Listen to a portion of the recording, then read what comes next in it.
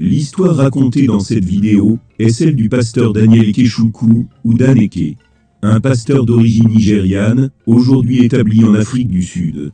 Le pasteur, fervent évangéliste, fut déclaré mort par les hôpitaux à la suite du crash de sa voiture. Mais il reviendra à la vie, après 3 jours passés à la morgue, lors des prières dans une évangélisation organisée par l'évangéliste Reinhard Bonnke. Le pasteur Daniel Ikechukwu témoigne dans cette vidéo reconstitution ce qu'il a vu dans l'au-delà. Le témoignage comprend des clips originaux, ainsi que des scènes de reconstitution.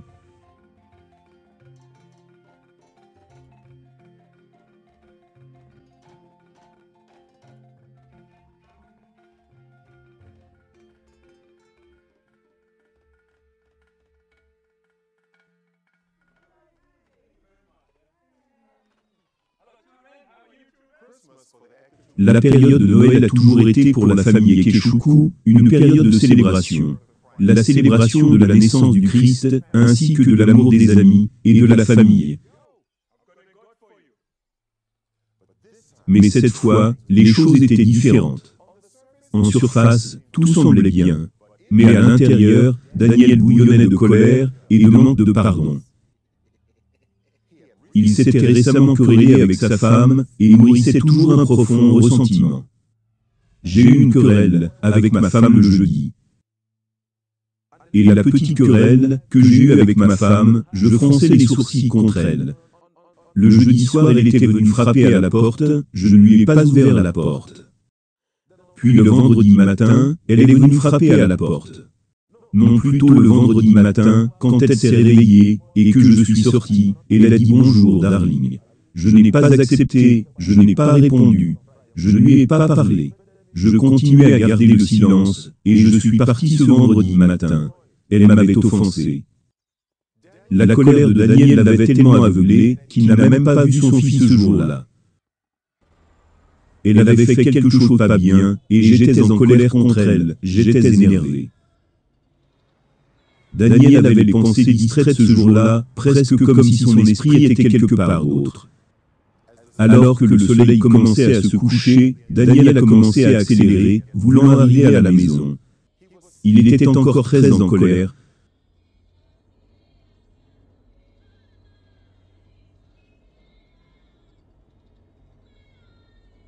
Alors qu'il descendait l'un des chemins de terre abrupte, il a commencé à appuyer sur les freins, mais il n'y avait pas de réponse.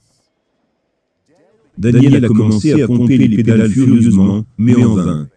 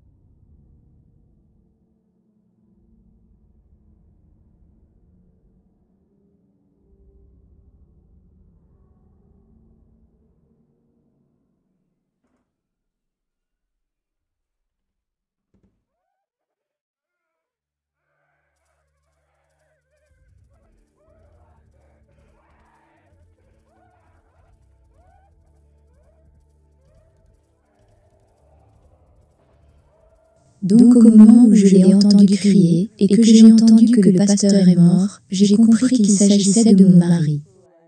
Donc de là-haut, j'ai couru là-bas. J'ai commencé à courir vers l'endroit où l'accident s'est produit. Lorsque Neka est arrivée sur les lieux de l'accident, elle apprend que Daniel était encore en vie, mais dans un état très grave. Les passants l'avaient emmené à l'hôpital local, où Neka le trouva. Après avoir été transporté d'urgence aux soins intensifs de l'hôpital Borromeo, Daniel refusa d'y être traité. Au contraire, il insista qu'il soit pris en charge par le médecin de sa famille, qui se trouve ailleurs, à Owerri. C'est le médecin de notre famille qui est à Owerri. Médecin de famille? C'est ce que veut mon mari. Le chirurgien de l'hôpital dit à la femme de Daniel. En aucun cas, Daniel est en état de voyager, vu l'étendue de ses blessures. Il a commotionné, il est actuellement confus. Et il n'est pas en état de décider ce qui est mieux pour lui. Mais en dépit des appels du chirurgien, Neka était catégorique. C'est ce que veut mon mari. S'il part maintenant, je crains qu'il ne meure en chemin, et je suis certain de cela. Ils l'ont donc libéré cette nuit-là. Ils ont dit que je devrais signer, que je le prends en charge, à mes risques et périls. Et je l'ai fait. Et nous l'avons emmené chez son médecin privé à Owerri. En chemin pour cet endroit, il m'a demandé de prendre soin de l'Église, du ministère et des enfants. Prends soin des enfants et du ministère. N'essaye pas de parler. S'il te plaît, ne parle pas.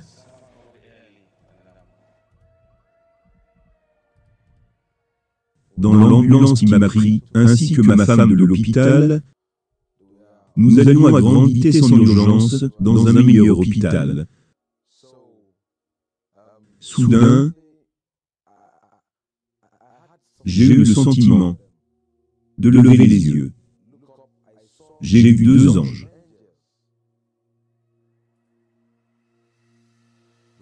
Quand Daniel a vu les deux anges, il voulait que sa femme le sache, mais l'ange a indiqué qu'il devrait garder le silence. Immédiatement, le pouvoir de parler fut retiré de Daniel.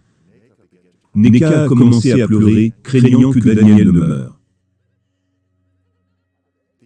Les anges ont pris Daniel par les épaules et l'ont sorti de l'ambulance.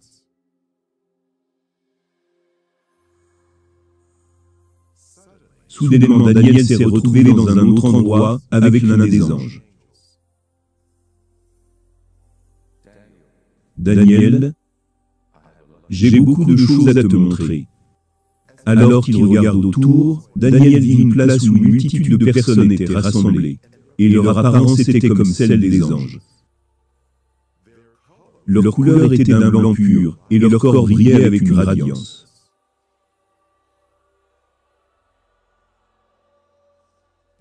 À cause de leur apparence similaire, Daniel pensait qu'il voyait un rassemblement d'anges.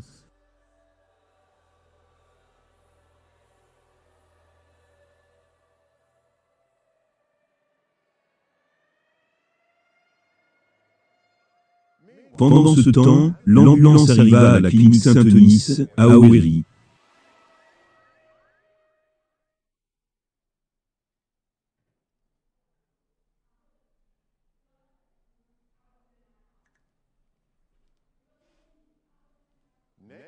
Neka et un ami de la famille attendaient en retenant leur souffle, tandis que le docteur José Anebonois examinait le patient.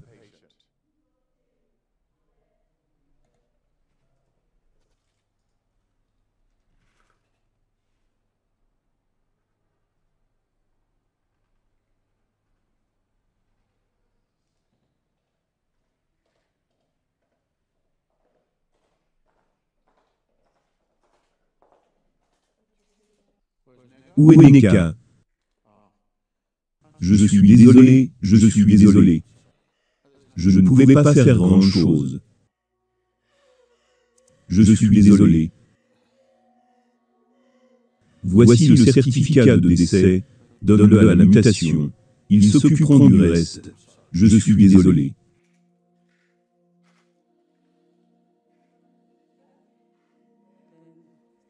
Arrivé sur les lieux, le docteur, après examen, découvre qu'il est mort. Qu'il n'avait plus d'organes respiratoires, que tout s'est arrêté, que nous devons partir ou le déposer à la morgue. Mais moi, j'ai refusé de croire. J'ai dit non, mon mari n'est pas mort. Il ne peut pas me laisser et partir juste comme ça. Daniel, ceci n'est pas le rassemblement des anges, c'est le rassemblement des saints.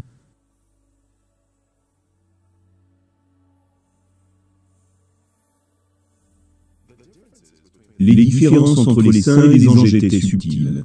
Leur couleur est d'un blanc pur radiant, de leurs cheveux jusqu'à leurs pieds. Mais la différence est que les anges ont des ailes, alors que les saints n'en ont pas.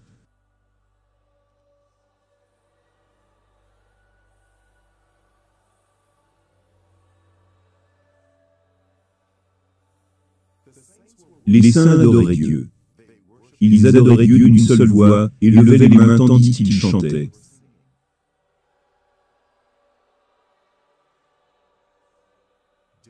Daniel entendit le son de nombreux instruments, et les sons ne ressemblaient à rien de ce qu'il avait entendu avant. Désirant rejoindre ces gens, il s'est dirigé vers eux, mais l'ange le stoppa. Daniel,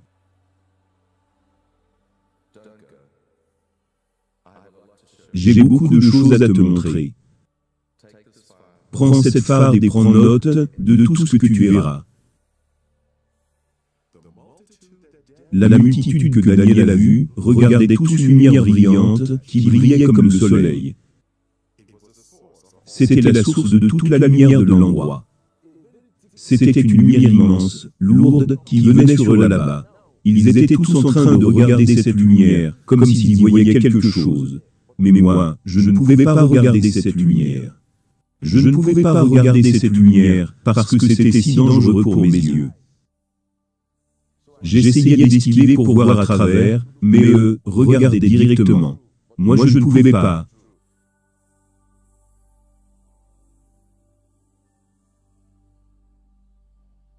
Le corps de Daniel fut déposé à la morgue, où Burlington Manu, l'agent des pompes funèbres locales, organisa la sépulture. Nous allons commencer la procédure funèbre, j'aurai besoin de minéraux.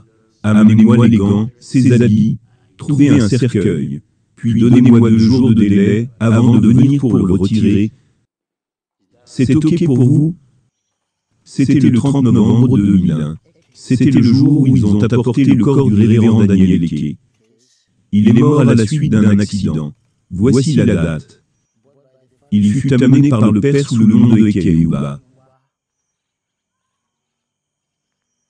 Puis après le traitement, j'ai fait certaines injections, quelques mille, ça c'est une seringue de 5000.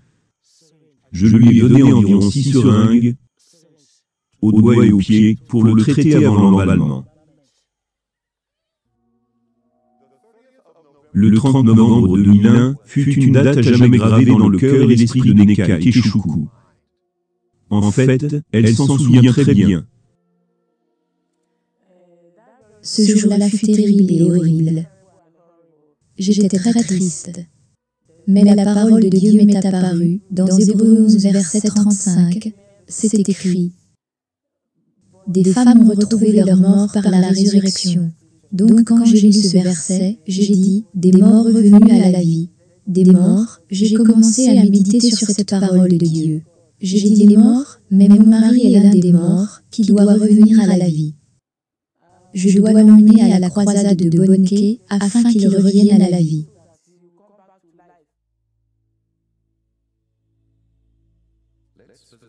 Allons visiter les demeures que Jésus est en train de préparer pour son peuple. Immédiatement, Daniel était dans un nouvel endroit, avec des demeures radieuses à perte de vue. C'était incomparable à tous ceux qu'il connaissait sur la terre. Bien que l'apparence ressemblait à des buildings, la structure était inhabituelle, construite avec des matériaux non terrestres.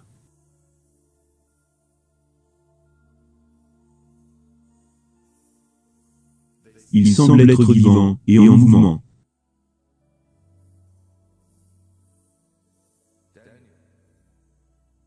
Daniel, Jésus a achevé son travail. Les demeures sont prêtes, mais les saints ne sont pas prêts.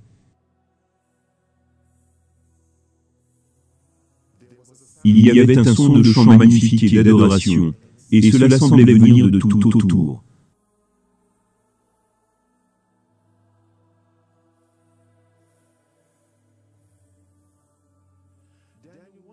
Daniel se demandait d'où le chant pouvait venir, parce qu'il n'y voyait aucune personne. Daniel, l'adoration que tu entends vient des fleurs.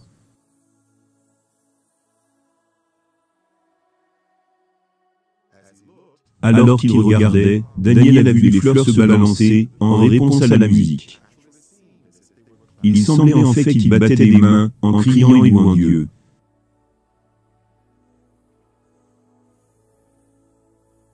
Ils attendent les saints.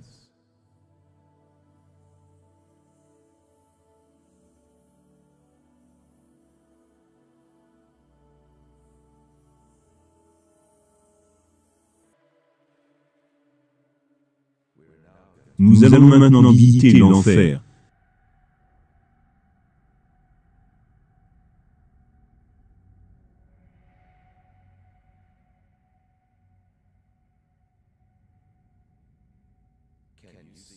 Peux-tu voir les portes de l'enfer?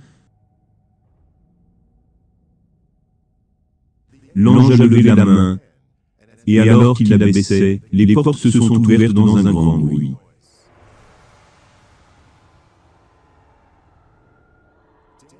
Daniel pouvait entendre les pleurs et les lamentations de beaucoup de personnes, mais il ne pouvait voir aucun d'entre eux.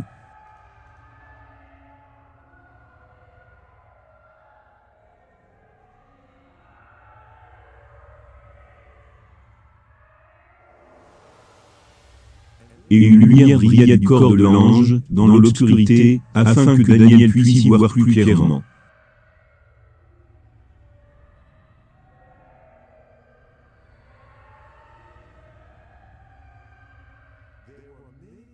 Il y avait beaucoup de gens là-bas, mais contrairement aux âmes au ciel, l'apparence de ces gens était comme s'ils venaient de la terre.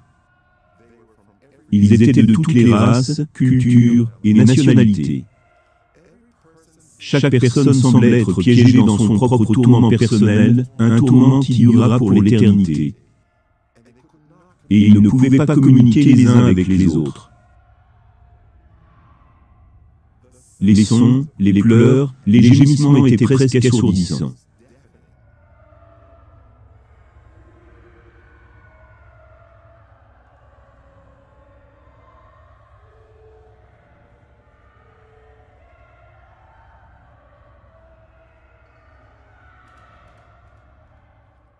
Tout à coup, ils ont semblé avoir pris conscience de la présence de Daniel et ont commencé à crier à lui pour de l'aide.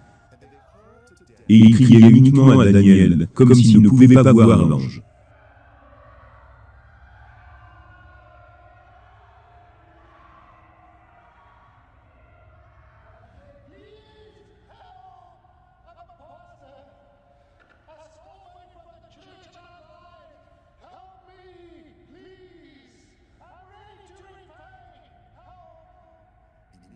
Immédiatement après que le pasteur ait fait la déclaration, la force qui le tourmentait a semblé augmenter.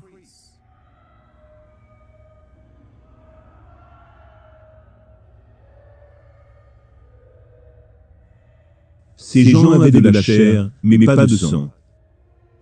Et il semblait presque tous être dans le feu, mais aucune flamme ne pouvait être vue.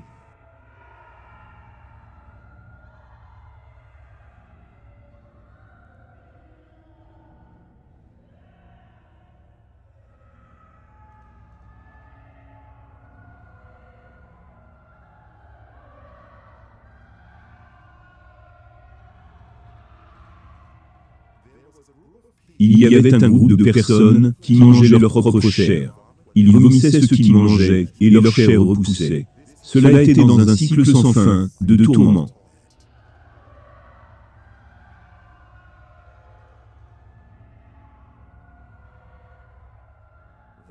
Ces gens que tu vois se mangeant eux-mêmes pratiquaient la sorcellerie alors qu'ils étaient sur terre. Ils se sont spécialisés dans la consommation de chair humaine. Et maintenant ils se mangeront eux-mêmes pour toujours. Ils récoltent ce qu'ils ont semé. Cet endroit n'est bon pour aucun être humain, créé par Dieu, pour y être, et Dieu n'a pas créé cette place pour l'être humain. Il a créé cette place pour le diable et ses agents. Mais les êtres humains, à coups raides, qui vont désobéir à Dieu comme le diable, iront aussi, Dieu n'a aucune intention de mettre un être humain en enfer. C'est un endroit dangereux et mortel qu'il a créé pour le diable et ses anges. Ce qui va suivre est une déclaration bouleversante de l'ange. Daniel n'aurait pas pu imaginer, dans ses rêves les plus fous, qu'il entendrait le jugement. Daniel, si le livre de ta vie devait être fermé aujourd'hui, cela allait être ta rétribution. Non. Je suis un pasteur. Je suis un enfant de Dieu. Je suis né de nouveau. Je prêche partout dans le pays. Ce n'est pas possible. Assez. Daniel, quand tu étais en route pour le premier hôpital, tu as demandé à Dieu de te pardonner. Mais tu ne pardonnais pas à ta femme, et donc tes péchés n'ont pas été pardonnés. Il s'agit de récolter ce que tu as semé. Tu ne peux pas semer le manque de pardon à ta femme et récolter le pardon de Dieu.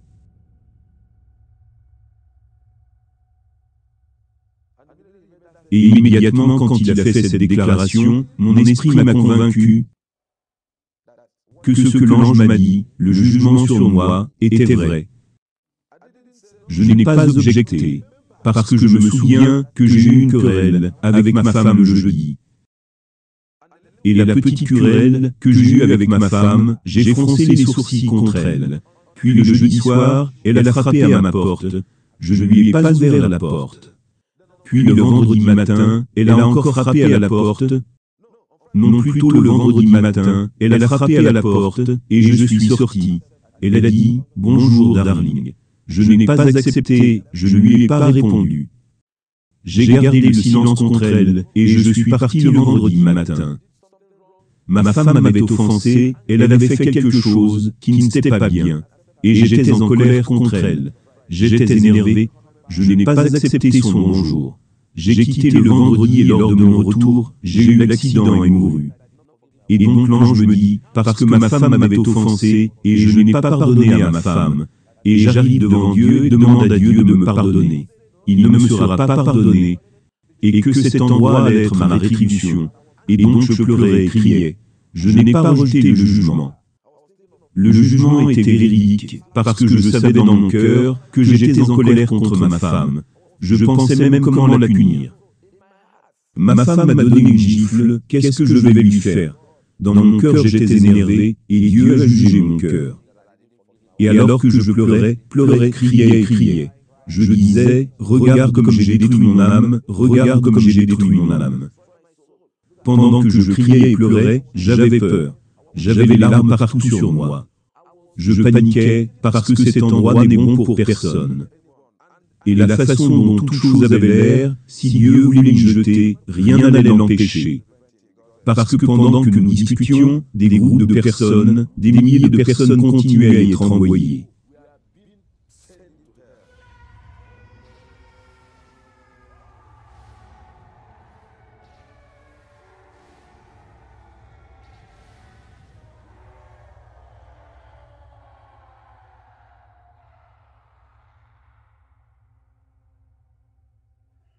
Et moi j'avais conclu dans mon cœur que je devrais faire quelque chose pour que mon mari revienne. Je croyais qu'il allait revenir à la vie. Si je dois engager ma foi pour que quelque chose en sorte.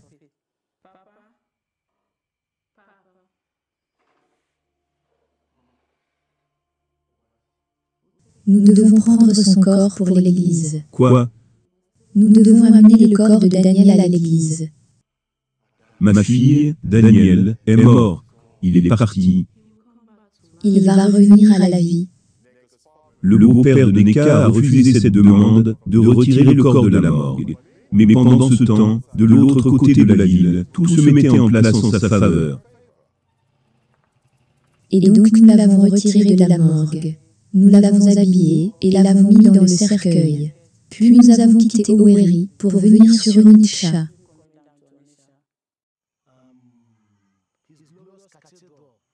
C'était à Glorious Cathedral, Grace of God Mission, dans Anambra, sur Uimo, où le révérend Monke tenait une croisade. Elle m'a dit qu'elle allait envoyer le corps à la croisade pour que le révérend prie pour lui, pour qu'il revienne à la vie. J'ai commencé à rire. J'ai dit, ce corps-ci, ok, paye le reste de la facture. Puis nous avons habillé le corps. Quand j'ai fini, j'ai appelé mon assistant pour me joindre. Elle avait loué une ambulance. Elle est allée acheter un cercueil blanc pour l'y mettre. J'ai dit, ok, je vais venir avec 2 personnes, je veux être témoin. Quand nous sommes arrivés là, avec notre sirène, il y avait de la tension partout. La sécurité des personnes sont venues.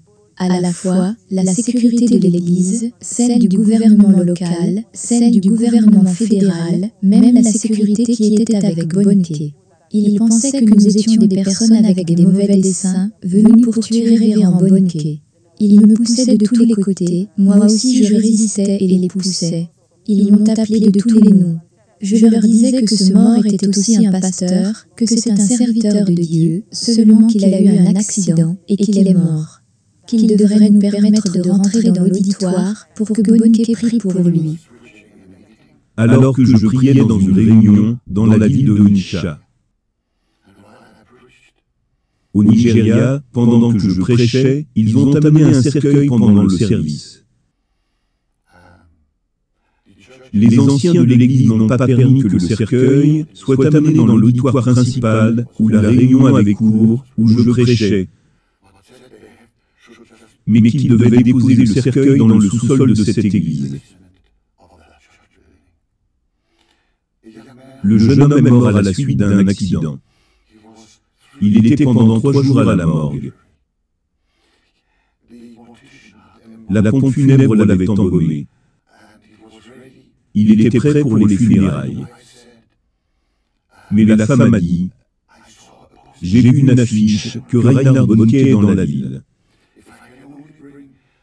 Que si seulement je peux amener le corps mort de mon mari, proche de l'endroit où il se trouve, je crois que le Seigneur le ramènera à la vie. » Les services de sécurité ont refusé qu'ils entrent dans le parvis de l'église, pensant qu'ils avaient une bombe cachée dans le cercueil. Ils furent redirigés dans le sous-sol de l'église. Daniel a été retiré du cercueil et déposé sur une table. Les gens ont commencé à prier pour lui, priaient pour qu'il revienne à la vie. Puis l'ange m'a dit, « Nous allons te renvoyer sur la terre pour aller et avertir cette génération, parce que ce sera le dernier avertissement pour cette génération. »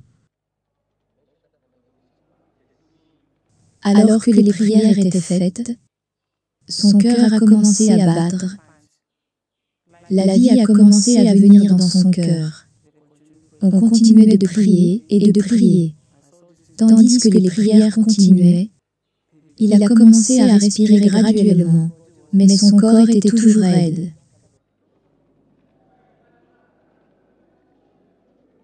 Je me suis vu moi-même être retenu par beaucoup de gens. J'étais à demi nu, j'avais mon pantalon. Ils ont enlevé tous mes habits. J'ai vu une foule de personnes, plus de 20 000 personnes. Je regarde à ma gauche, droite, partout, les gens criaient, pleuraient, partout. Certains louaient Dieu, d'autres criaient. Je regardais autour de moi, je ne pouvais pas comprendre ce qui se passait. Parce que pour moi, j'étais en train de tomber, et je suis tombé sur les pieds. Et quand j'ai ouvert les yeux, je voyais toutes les mains qui me touchaient. Ils m'ont dit que j'avais sursauté.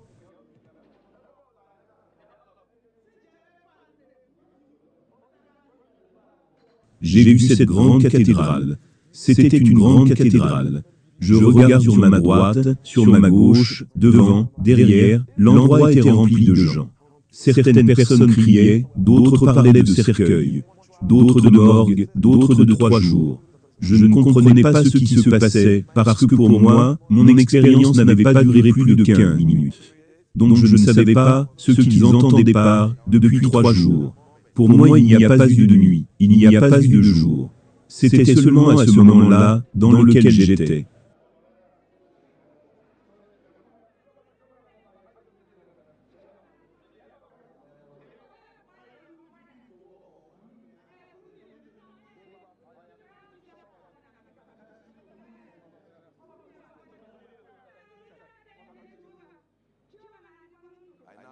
J'ai donc demandé à ma femme, « S'il te plaît, que se passe-t-il » Elle m'a dit de garder le silence jusqu'à ce que nous rentrions à la maison. Ils m'ont ramené chez moi avec ma femme.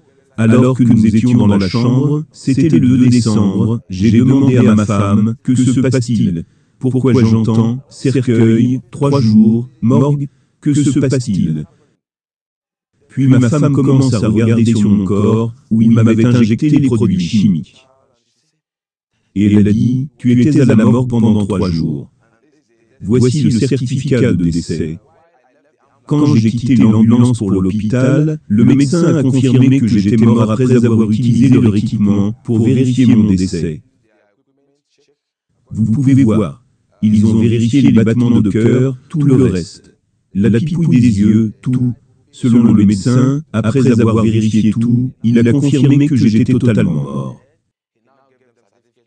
Et il leur a donné le certificat de décès pour qu'ils m'enlèvent de là.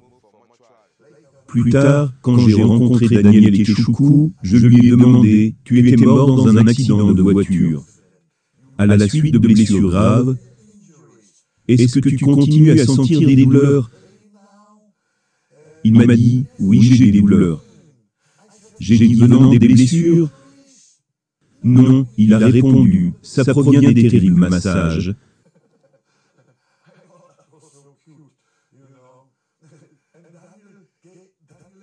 Daniel Ekechukwu m'a donné son certificat de décès comme cadeau.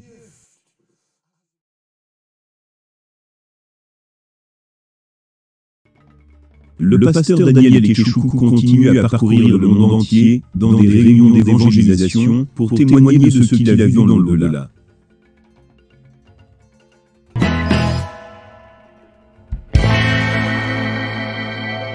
Dans mon cœur, et réconcilie-moi avec Dieu. Je t'accepte aujourd'hui comme mon sauveur personnel et mon Seigneur. Amen. Si vous avez sincèrement fait cette prière, nous croyons que le Seigneur Jésus-Christ viendra à vous et vous guidera. Dieu vous bénisse. Amen.